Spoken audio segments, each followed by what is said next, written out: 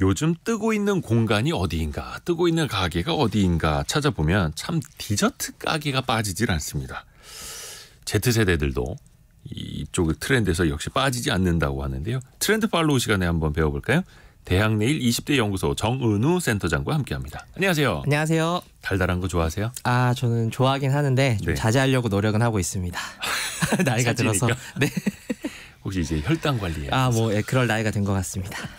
자, 이제 Z세대. 네. Z세대 역시 달달한 거, 디저트, 후식 많이 좋아하겠죠? 그렇죠. 저희 대학내일 20대 연구소 빅데이터 조사에 따르면 이 Z세대 디저트 언급량이 꾸준히 증가는 해오고 있었는데 20년 이후부터 매년 35%씩 급상승하기 시작했습니다. 그래서 이유와 여러 가지가 있겠지만 흥미로운 거는 이 디저트 키워드가 편의점 키워드와 함께 동반 상승한다라는 게 이게 아무래도 팬데믹과 장기 불황이 좀 겹친 결과가 아닌가라고 좀 분석이 되고 있고요. 무엇보다 이게 디저트 자체가 유행이라기보다는 21년도에는 도넛 그리고 22년도에는 약과 이런 것처럼 요 디저트를 주도하는 아이템이 있다는 것도 주목해 보시면 좋을 것 같고요. 최근에 이런 백화점들이 저마다 이렇게 디저트 맛집을 내세우면서 힘을 싣는 것도 이런 디저트가 고객을 내방하게 만드는데 굉장히 큰 미끼 상품 노릇을 한다라는 게 있는 것 같습니다. 거의 진짜 막 호텔들도 정말로 그 작은 메뉴인데 디저트를 열심히 또 홍보하는 게 그게 또 차별점이라 하더라고요. 맞습니다. 그래서 막 디저트 전문 요리사도 막 영입을 해오고. 맞습니다. 근데 이게 디저트도 항상 유행이 좀 있습니다. 최근에 좀 어떤 게 뜨고 있나요? 아까 도넛이나 약과도 말씀드렸었는데요. 최근에 선호하는 디저트는 좀 아이스크림이었습니다. 아이스크림 같은 경우에는 2위인 스낵과 한 15% 정도, 12% 정도 꽤 큰 격차를 좀 보이고 있었고요. 날씨가 더운 것도 아닌데? 그렇습니다. 좀 흥미로운 거는 Z세대는 이 젤리에 대한 젤리류에 대한 선호가 다른 세대에 비해서 좀 높았는데요.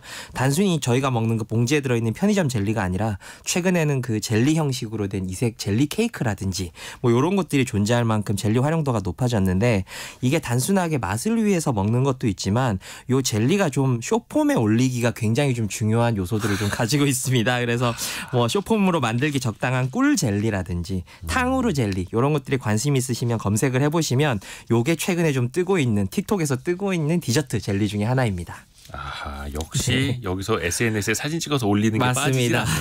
또 젤리도 색깔도 예쁘고 움직임도 있고요. 탄성도 있고 하니까. 먹는 소리도 다르고 이래서 그렇습니다. 근데 또 아이스크림이 항상 또 빠지질 않고 최근에 또 압도적으로 또 1위로 달려가고 있고 요즘에는 그 밤양갱이 엄청 유행이에요. 그 비비의 노래가 뜨다 보니까 유행가 때문에 이걸 또 유행가라고 하시는 거니까 이제 세대가 좀 나옵니다. 유행가 연속극 이런 세대입니다. 시리즈가 아니라 이제 연속극이라고 하는 분. 근데 이게 금전적으로 부담이 됩니다. 디저트는 또 밥 먹은 다음에 먹는 거고. 요즘에 카페 가니까 조각 케이크 하나가 막 7-8천 원이에요. 한 조각에. 맞습니다. 이거 또 건강 관리도 살도 빼야 되고 하니까 이거 자주 먹을 수 있을까요?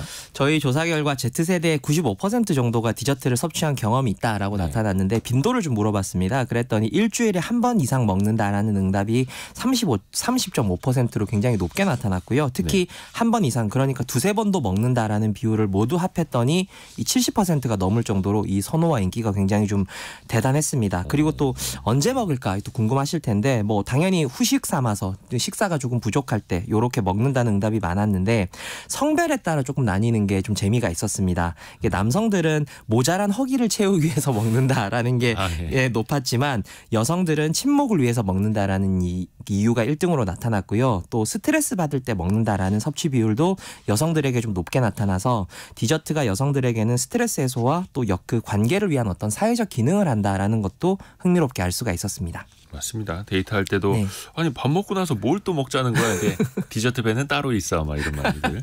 초콜릿 배는 따로 있는 거야. 얘기를 하죠. 맞습니다. 근데 이게 요즘 물가 때문에 가격 오르는 게 참 한두 가지가 부담되는 게 아니지 않습니까? 가성비를 또 찾아봐야 되잖아요. 그렇죠. 편의점 디저트가 그래서 뜨고 있다고. 맞습니다. 저희 빅데이터 조사를 통해서 디저트 연관 키워드와 장소 키워드를 선별해서 조사를 저희가 좀 해봤는데요. 아까 호텔 디저트도 말씀을 해주셨는데 21년 대비해서 디저트 카페나 프랜차이즈 카페, 백화점의 디저트 언급량은 미세하게 언급량이 좀 줄어든 반면에 편의점은 유일하게 언급량이 늘었다는 사실을 저희가 좀 발견을 할 수가 있었습니다. 그래서 그만큼 이제 편의점 디저트가 유행의 중심으로 좀 떠오르고 있는데요. 실제로 한 2-3주에 한 번 정도는 편의점 디저트를 산다라는 비율이 28% 정도로 굉장히 높게 나타났고 일주일에 한 번도 이거를 이 23% 정도로 큰 차이 없는 비율로 나타나는 거를 보면 이 많은 Z세대가 편의점 디저트를 구매한다라는 사실을 좀 알 수가 있었는데 이 편의점 디저트가 뜨는 이유는 이른바 그 PB 상품이라고 하죠. 그 자체 디저트가 끝없이 출시되는 곳이 바로 이 편의점입니다. 그래서 편의점도 이 집객 효과가 디저트로 인한 집객 효과가 대단해서 사실 이게 편의점은 거의 디저트 전쟁터가 된 지가 좀 오래됐거든요. 그래서 지난해 뭐 품절 대란을 일으킨 약과라든지 우유 크림빵 같은 게 대표적인데 여기에도 앞서 설명드렸던 그 소셜미디어의 인증샷처럼 반으로 크림빵을 가르면 굉장히 풍성한 크림이 나타나는 거를 이른바 반갈샷이라고 부릅니다. 그래서 그런 것들 인증샷도 유행을 하면서 더욱더 이 품절 대란을 불러일으키고 있습니다. 얼마 전에 먹어봤습니다. 아, 네. 굉장히 늦으셨습니다. 예, 유행가 듣다 보니까. 네. 아니 근데 이게 편의점이 PB 상품을 동원해서 이게 트렌드를 확실히 또 빠르게 선도하고 있더라고요. 맞습니다. 자체적으로 네. 기획하고 제조는 그냥 OEM에 맡기고 네. 바로 들여와서 또 자체 홍보 수단, 네. 점포 하나하나가 다 이제 마케팅 수단이 될 수 있다 보니까. 맞습니다. 그래서 상당히 이제 트렌드가 빠르더라고요. 편의점에. 저희도 그 편의점 담당자한테 들었었는데 휴가를 좀 오래 갔다 오면 자기도 신상을 다 알지 못할 정도로 빠르게 편의점 신상이 출시된다고 하시더라고요. 그 정도예요? 네. 근데 또 진짜로 줄 서서 먹는 디저트 카페나 네. 이런 데들도 꽤 있지 않습니까? 네. 이런 데는 기존에 다른 음식점들하고 뭐가 다른 걸까요? 아마 그 베이글 가게나 도넛 브랜드가 맛을 넘어서 소위 말하는 오픈런이라고 하죠. 그런 하나의 어떤 브랜드로 사랑받고 있는 사례를 많이 아실 텐데요. 네.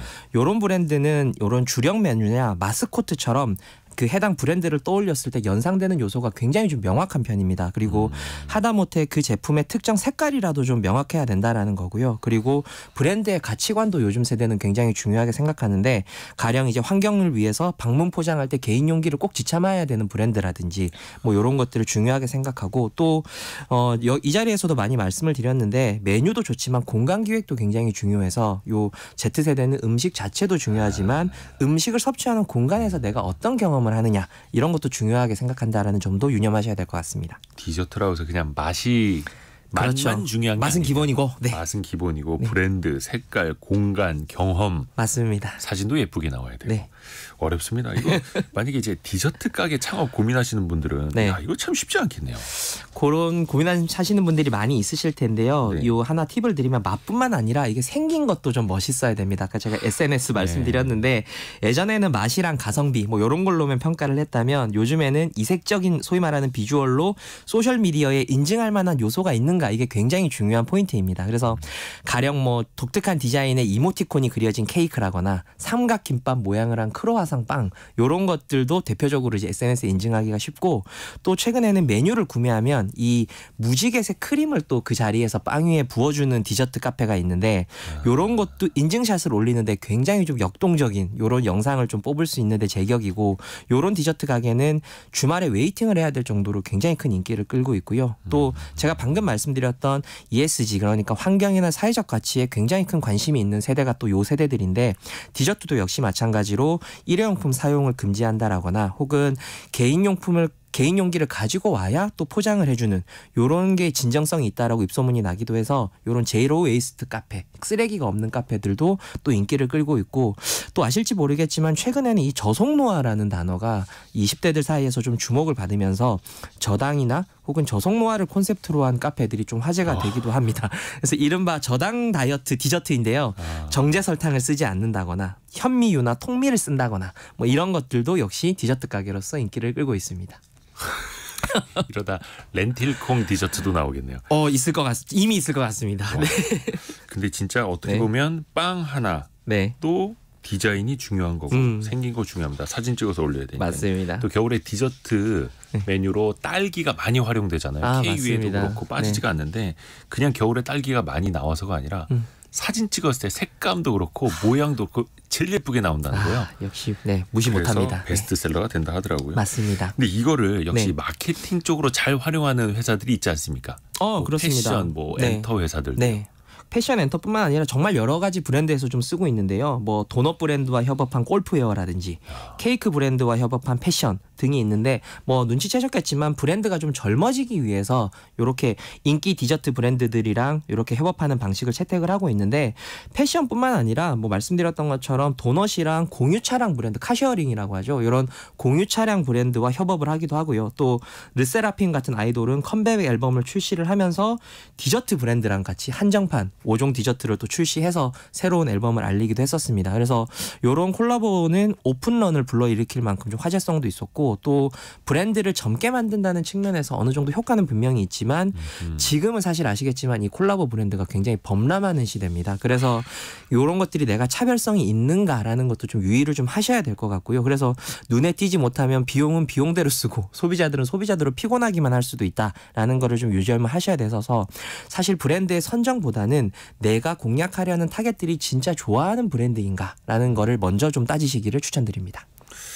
야, 그러니까 이게 참 창업을 하실 때도 어렵고 이걸 또 사업적으로도 잘 연계를 해봐야 되는데 이미 또 콜라보는 너무 많습니다. 넘쳐나고 있고 그래서 예전에 약간 B급 감성이 통하기도 했었는데 네, 그렇죠. 이제는 또 그 B급 감성을 했다가는 네. 저것도 식상해 이렇게 돼서 맞습니다. 이거 참 트렌드 따라가기가 이렇게 어렵습니다. 너무 어렵습니다. 대학내일 20대 연구소의 정은우 센터장 함께했습니다. 고맙습니다. 고맙습니다.